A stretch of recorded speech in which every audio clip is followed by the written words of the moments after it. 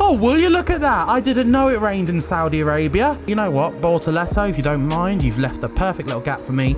Slipping and sliding through the hairpin. Oh, the back end wants to go everywhere. And as we come through now, we're going to be starting the final lap. And I'm thinking 6th is pretty good. But then people decide, I don't know why the AI does this. It's been like this since F1 2010. Well, it's Antonelli who wins the race with Barnard in 2nd. And then, of course, we're coming through in P3. Lights out and away we go for the sprint. And this time, due to the car being much more grippy, I just took off. I went, okay, all right, this was a clean start. We take our 2nd feature race win of the season, and just behind you can see there Bortoletto and Marti. It's a good day for Toyota Gazoo Racing and Rodin in Formula 2. From the Middle East to the land down under, welcome to Australia for round 3 of the FIA Formula 2 Championship. And it has been quite a start, hasn't it? 2 feature race wins, 1 sprint race victory as well. It's certainly starting to go our way, but you know what? There is a lot going on. But that being said, we have got one hell of a track here, one of my favourite circuits, 3 DRS detection zones, speed trap at the entrance of turn 1, and a newly reprofiled track from 2022. I remember when they redid the circuit and thought, yeah, you know what, this is much better. It really does, you know, that new section with turn 9 and 10, just the flow is there, that's more like it. I definitely think these reprofilings have improved a lot of modern Formula 1 circuits. They just create more flow, and from a driver and racing perspective, yeah, it's definitely more fun as well, because the cars, as we head into the reprofiled section in Sector 2, I just love how, you know, instead of having to think about the heavy braking zone here, which was not really bringing in any overtaking, it was like, yeah, we can just enjoy it, you know, put our foot down and head into the chicane for about turn 10, 11, 12. So yeah, it's definitely an improvement. Now, if you like the practice sessions, or you're interested in seeing, actually, what am I doing in these sessions? Well, guess what? I've uploaded a bonus video for you yesterday. I hadn't been very well when I filmed this, funnily enough, so I thought, as a precaution, depending on how long it would take, I wanted to make sure you guys had a little bit of extra content. And also, it's pretty cool for record keeping, so I thought, right, we'll do the recording of practice. So if you want to go and watch that, there isn't any commentary. It's kind of straight to the point. This is what I do. You just watch me do the stuff involving settings and everything as well. See how I set up the car. And you know what? Yeah, you might, you know, if that interests you, you can watch it.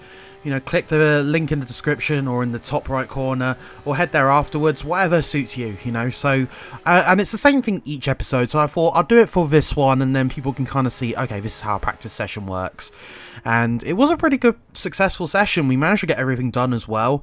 So we finished first as well with a gap of 0.150 to Isaac Hadjar, and then just a tenth further back we have Andrea Kimi Antonelli. So you kind of see the top 3 forming there.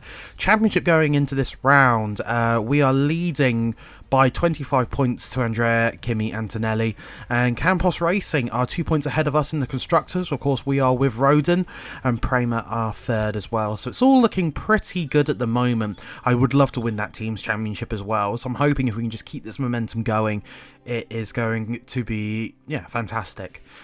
Now, we arrived in qualifying, and the rain had arrived once again. Yes, that desert rain following us to the land down under, and it is going to be quite an interesting qualifying session because the rain is here at the start, but as you can see, there's a little bit of a drying line develop.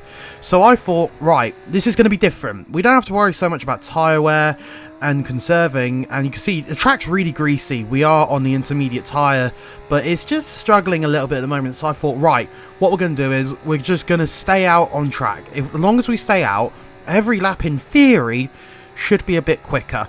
So we set the base pace at lap 1, and then lap 2, as you can see, we used that as a bit of a cool down lap. With lap 3, there we go, going purple in sector 1 as well.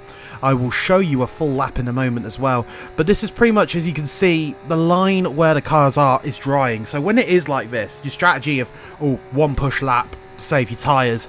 Nah, forget about it. You don't do that in this type of qualifying session. What you do is you stay out on track and keep running. The tyre wear is minimal. The left rear taking a little bit of a beating. Of course, this is a clockwise circuit. But yeah, you know what, apart from that, all is well. But we just kept running and running, you know, making sure that we were ahead. We had a 4/10. I didn't know if it was a 4/10 improvement or a 4/10 gap, but either way, it was all pretty good so far. But with the rain virtually stopping, I thought I'll come in for a bit and take a little breather and head back out. So I accelerate the session. I'm just monitoring what people are doing. You can see a lot of cars were out. Now, we head out, and I decided just to go for one banker lap at the end. I was feeling pretty confident with things still. Now, have you noticed what's wrong with the tyres? Yeah?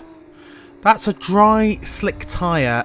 And I know I said it was starting to dry out, but it clearly wasn't quite enough. So we had a Ferrari strategist come in and go, okay, you know what, we'll send the bloke out on the dry tyre. And it wasn't the best move. But that being said, it didn't matter because it seemed everyone else had the same idea. No one improved, and we ended up in pole position. So we're heading back a little bit in time into the session to go through our pole lap for the feature race. Doesn't mean we will start P10 in the sprint. And you can just see the car is, you know what, going in straight lines and taking corners with grip is a little bit too mainstream. The car just, yeah, it was like this for everyone though. So I knew that as long as I kept it in the, you know, the greens and the purples in sectors, I knew one way or another we're going to at least not qualify terribly low. But we're really fighting the car in this session, and it's just all over the place, isn't it? But going through now into the next section, heading up to the end of the first sector, it is in fact a purple sector 1, and we have got at the moment a 3/10 gap, and if I'm correct, that's a 3/10 gap to ourselves. So I thought, okay, right, this is good so far. We're making a steady improvement, heading into the DRS zone, but of course we can't use DRS in these conditions, so of course with no toys to play with, not that it really matters too much because everyone has the same you know, access to DRS, it was like, well, we just got to focus on pushing and doing the best we can as we head through the chicane. Oh, I love that chicane. In the dry, you really, if you can get it spot on, you know, turn 12 and 13, oh, you can really get some speed through this section. And heading into the heavy braking zone, all is well at the moment. We've got a 2/10 gap. We didn't set the fastest time, but we did go personal. So I knew one way or another this lap was going to be an improvement. And that was the thing. We were still running a lot, and at the time the focus was just keeping the push on. As we head through the final corner now, just gently squeezing the throttle. You can see there I'm not even applying full throttle until it's straight. Heading down the start-finish straight under the Louis Vuitton banners, and it is going to be a 1:41 dead.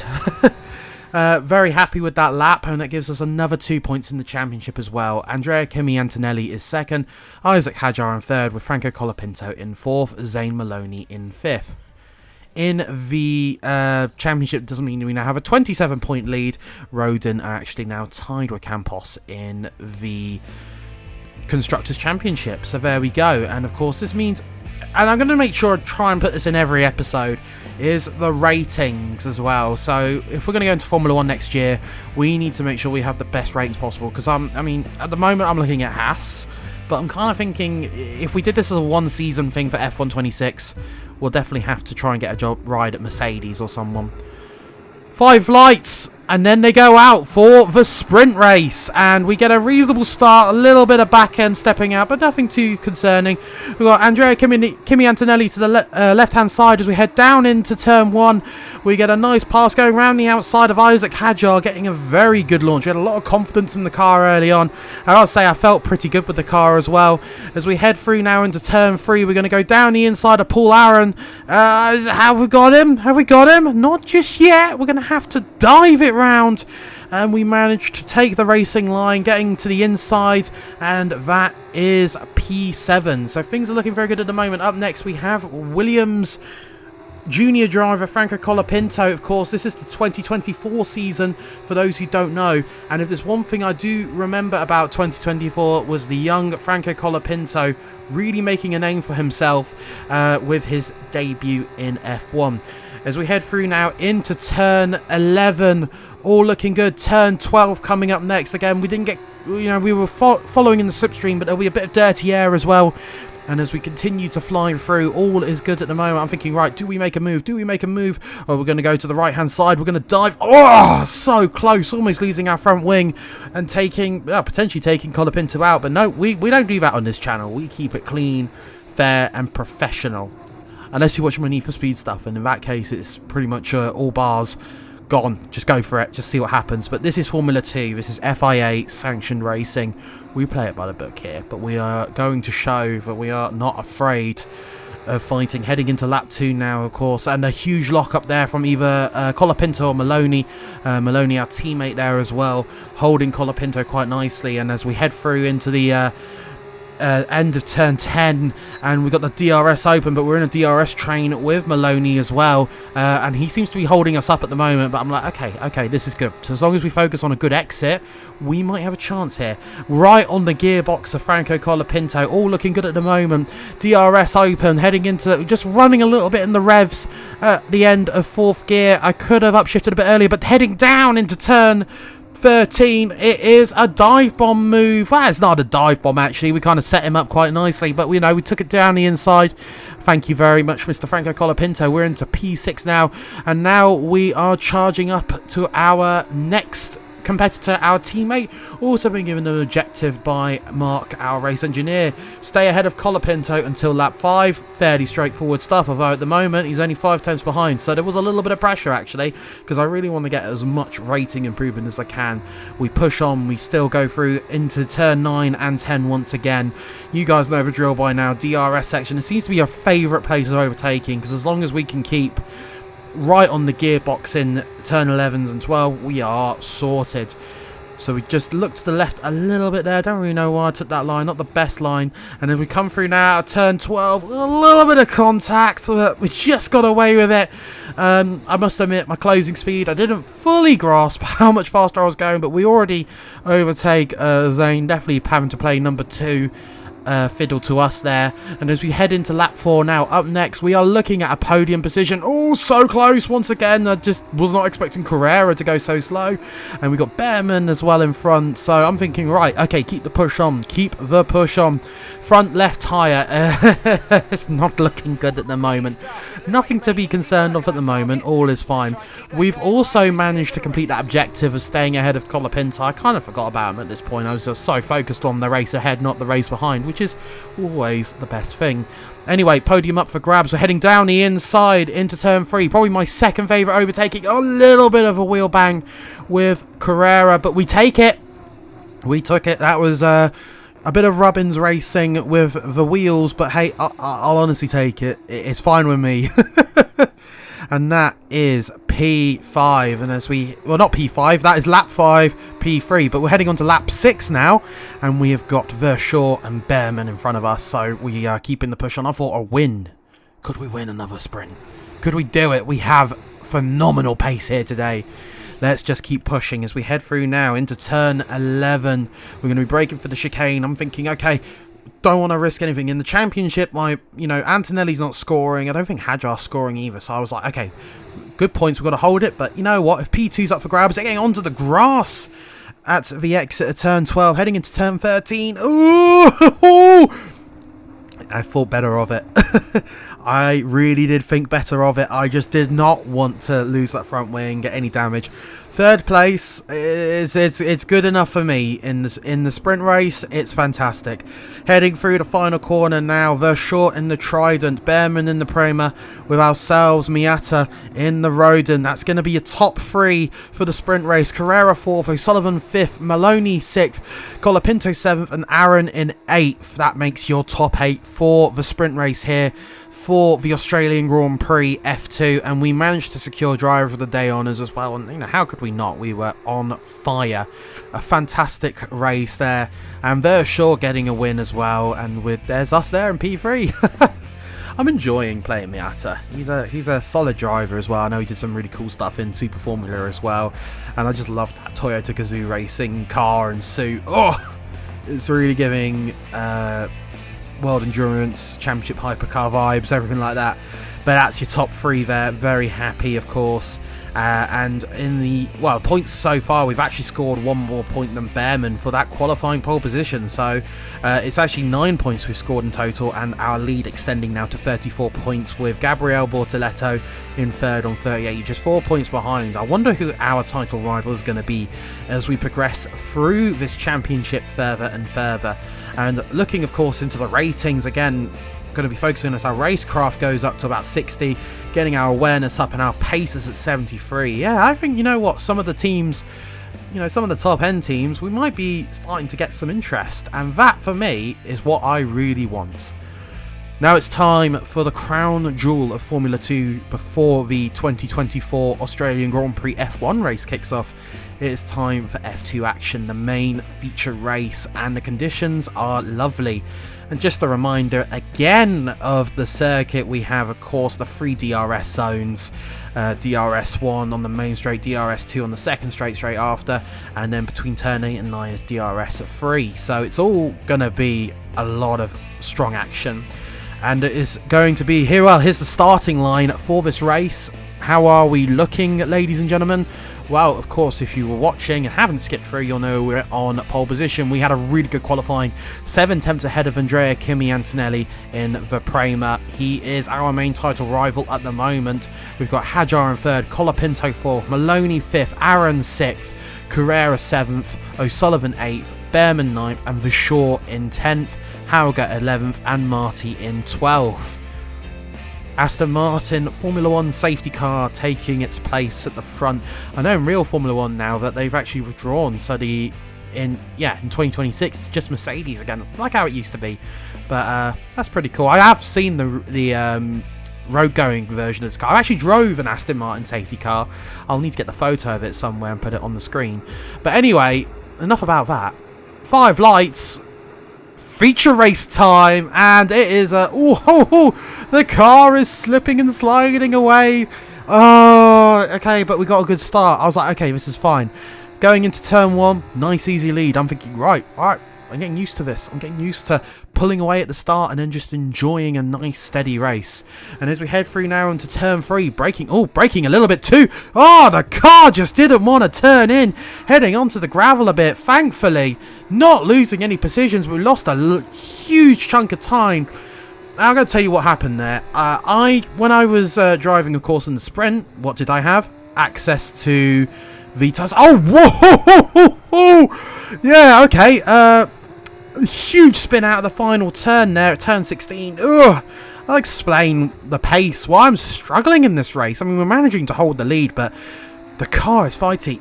Yeah, in the sprint we had the super soft tyre. In this, it is the medium. The car is just... I'm not happy with it, as you can see, and we're really under threat in this race. Antonelli is only 2 tenths behind. He's got the DRS open.